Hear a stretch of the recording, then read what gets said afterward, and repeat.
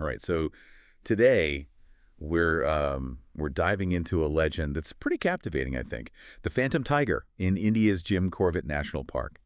And it's a story that kind of blends those really chilling encounters, with a deeper message about uh, our relationship with nature, really. Yeah. Our source material, the ghostly roar of the tiger, really sets the scene perfectly. Oh, it does. The dense forests, incredible wildlife, and just this mystery that's like both fascinating and a little unsettling. Well, I think what makes it so interesting and so compelling is how it sort of intertwines these real-world issues like poaching Right. with this captivating allure of the supernatural. And so that's what we're going to unpack today is like, how did this legend even emerge and what impact has it had on the local community? And ultimately, what might it even tell us about our own connection to the natural world? Exactly. Yeah. So picture yourself in Jim Corbett National Park. Yeah. Okay. You're surrounded by this like symphony of nature, exotic birds, rustling leaves, and this anticipation of maybe spotting a tiger. I mean, it's thrilling, right? It is. But as the sun starts to set, like dips below the horizon, this different kind of thrill kind of sets in. Because you remember the stories. Oh, yeah. You remember the stories of the Phantom Tiger. Yeah, the park has this rich history, but there's definitely this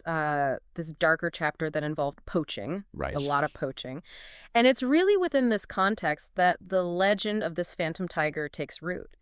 It all started with this really majestic Bengal tiger, a true apex predator. Wow. And this wasn't just any tiger. This tiger was actually revered by locals as a guardian spirit, almost a symbol of the jungle itself. And tragically, this magnificent creature met its end at the hands of poachers, which is sadly a tale as old as time. It's that human greed clashing with the delicate balance of nature. But here's where things get really interesting. Yeah. It wasn't just the loss of this incredible animal, it's what happened afterward that sort of gave birth to this legend. Right. Well, right after the tiger's death, villagers that live near the park began reporting these really strange occurrences. Imagine being jolted awake in the middle of the night by the unmistakable roar of a tiger, Oh, gosh. knowing that, the tiger was gone. Yeah. But that's exactly what these villagers experienced, and it Uh-huh. sent shivers down their spines, understandably. Oh, absolutely. If I lived in that village, every nighttime sound would make me jumpy. Right. But it wasn't just the villagers, though, right? No.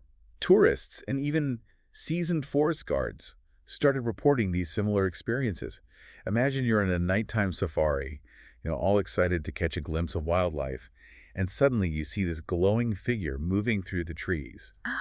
Not just a tiger, a translucent tiger Yeah. with eyes like burning embers. That's an image that stays with you. Yeah, and what's really interesting is these sightings weren't just scattered throughout the park. They were concentrated in a specific area. The dense sal forests where the poached tiger used to roam. And it's that spatial connection, really, where the legend starts to solidify. Right, it's like the tiger's spirit is tied to this particular spot, unable to rest. So that's how the name Bootbag Ghost Tiger came to be. Now, some might see this as just like a straightforward warning to poachers. Yeah. A chilling message that the jungle will sort of exact revenge. Mm-hmm. But others believe it's much deeper. Mm-hmm. It's this, it represents this protective spirit of the jungle itself, embodied in this like phantom form. Right. Yeah.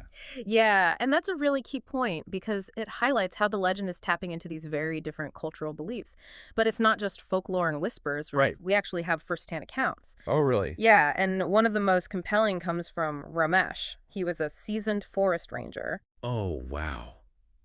Ramesh's story is the one that really sends chills down my spine. This is a man who knows the park like the back of his hand. He's encountered countless wild animals, and even he was shaken by what he saw.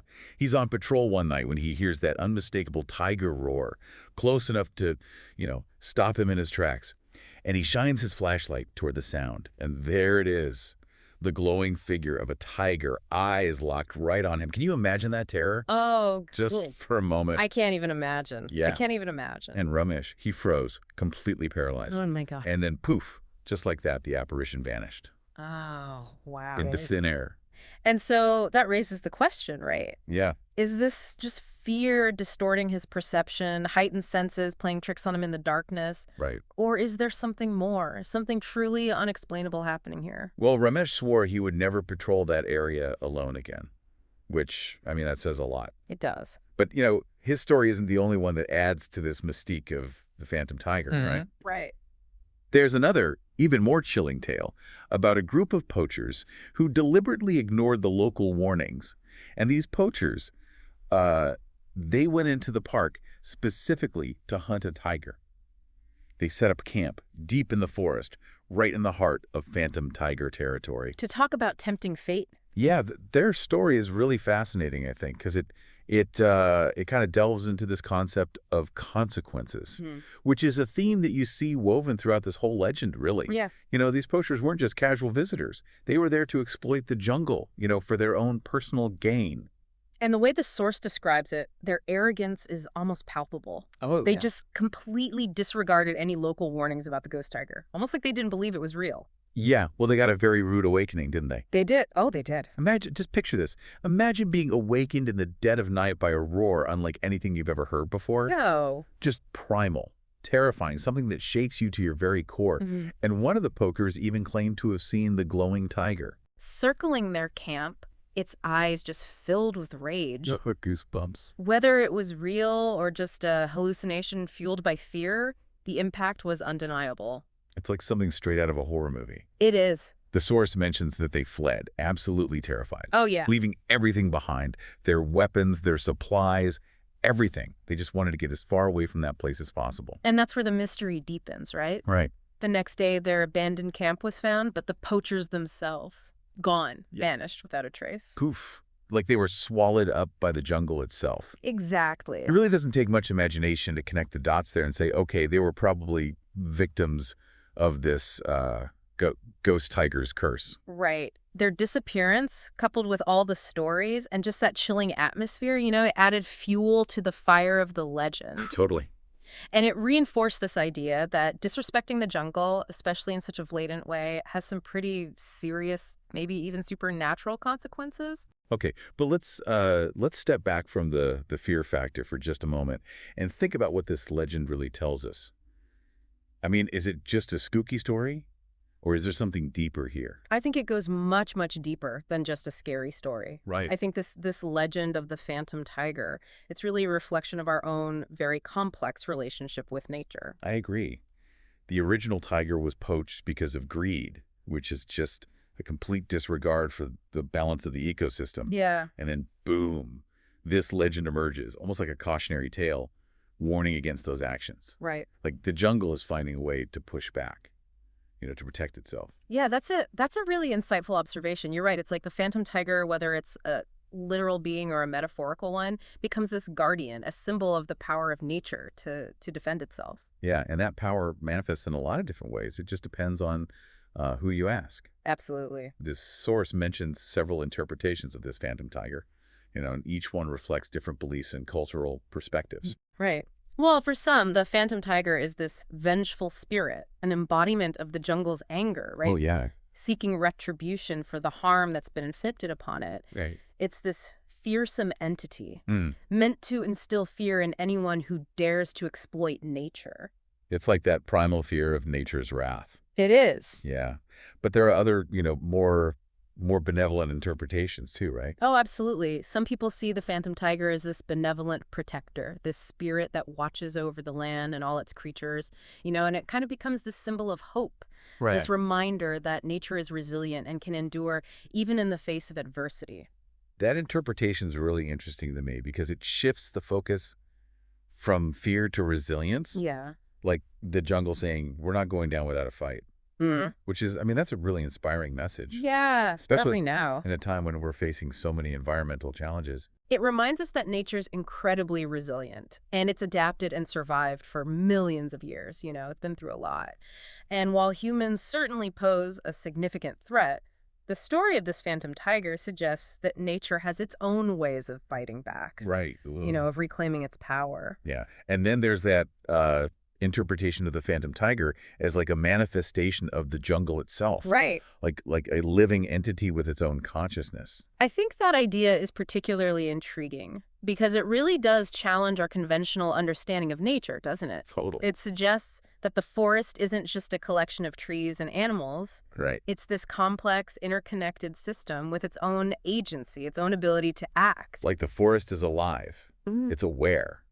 and it's capable of defending itself. It is. And the phantom tiger is like that physical embodiment of that power. Exactly. Yeah. It gives us tangible form to this abstract concept of a living, breathing ecosystem. But, beyond the specific interpretations, the fact that this legend has endured is fascinating to me. Oh, yeah. It's been passed down for generations, shaping the way people interact with the forest. And it really speaks to the power of storytelling, especially stories that are so deeply intertwined with our relationship with nature. It's not just a local phenomenon either, right? Oh, This story of the phantom tiger has captured the imagination of people around the world. absolutely. It resonates with anyone who feels a deep connection to nature and is concerned about its preservation. Yeah, it reminds us that even in this modern world, there are still mysteries out there, Oh, wait. things we can't fully explain or control. And maybe that's a good thing. Right. Maybe that sense of wonder and mystery is what keeps us connected to the wild, to that part of ourselves that yearns for something beyond just the everyday. It's a beautiful way to put it. The phantom tiger represents that untamed wilderness that exists both, within us and outside of us. Exactly. It's a call to approach the natural world with a little more humility and respect, recognizing that we're not separate from it, but rather, part of its intricate web. And perhaps, just perhaps, if we listen closely enough, we might even hear the echo of its roar, a reminder of the power and mystery that still lie hidden within the heart of the jungle. This deep dive has explored the legend, the fear, the awe it inspires. But there's another angle we haven't fully addressed yet. We've talked about, the fear and the respect that this phantom tiger inspires. But what about the people who see it as a symbol of hope? I think that's a really fascinating perspective. It's a powerful counterpoint to the more, fear-driven interpretations, isn't it? It kind of suggests that even in the face of human destruction and greed, that nature finds a way to not only persist, but to kind of remind us of its inherent strength. Yeah, it's like the jungle saying, okay, you might have taken down one of us, but you haven't defeated us. Right. Which is, that's a really powerful message, especially now when we're hearing so much about, climate change and habitat loss. Yeah, it reminds us that nature is so incredibly resilient. It's adapted and survived countless challenges over millions of years. Right. And while we humans definitely pose a significant threat, the story of this phantom tiger suggests that nature has its own ways of, fighting back, of reclaiming its power. The source mentions that some local communities see this phantom tiger as a guardian spirit, a protector of the forest. Oh. So it's not just a vengeful entity. It's a force that's seeking to restore balance when it's been disrupted. Right. And that's a key point, I think, because it shifts the focus from fear to a more nuanced understanding of the relationship between humans and nature. Right. It suggests that we're not necessarily destined to be enemies. We can coexist, but it requires respect and it requires understanding. Maybe a little bit of healthy fear too, right? Yeah. Not like the paralyzing kind, but the kind that reminds us that, we're not the only players in this game. Exactly. The phantom tiger, it serves as this reminder that there are these forces at play that we just don't fully understand. And they're forces that we should approach with caution, with reverence. It really makes you wonder, what would happen if we all kind of approached the natural world with that same sense of respect and awe? That's a really good question. Yeah. What if, instead of seeing ourselves as separate from nature, we recognize that we're deeply interconnected with it? Right? That, our actions have these consequences that ripple throughout the ecosystem.